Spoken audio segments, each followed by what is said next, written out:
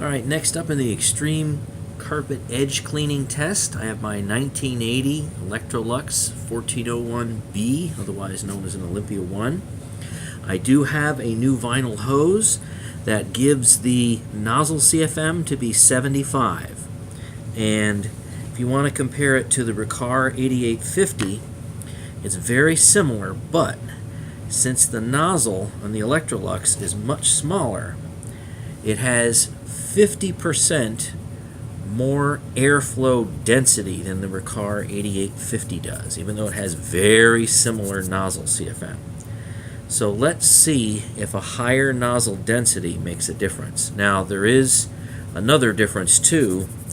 The brush roll is very, very soft.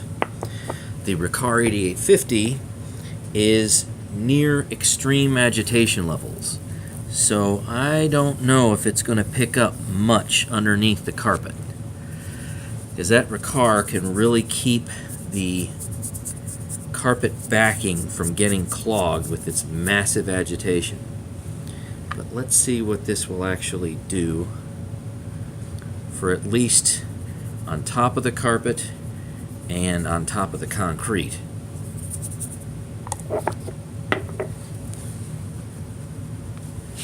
And my Electrolux is also due for bearing service. I don't think it's been done probably since 1980.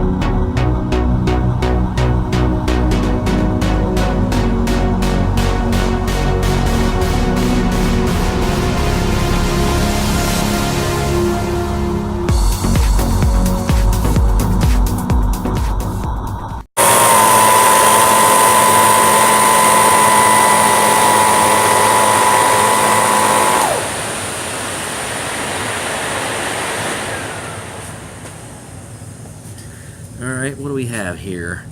On the top of the carpet, that's really good. I'm not seeing a white oval or any kind of white marks. On the side of the carpet, that's kind of similar, I think, to the Riccar. If I'm remembering right, maybe I'm not. Left a line here, and there's a little blob. But I don't know if I pushed the nozzle far enough forward or not. I may not have. So let's look under the carpet, and nope. See that smashed right in there? That's not because this doesn't have enough CFM. It's because the bristles in the brush roll here are very, very soft.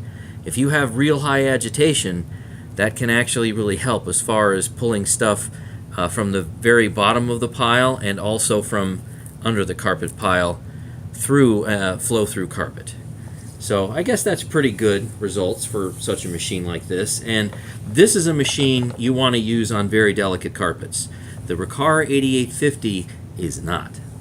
Stay tuned for more videos.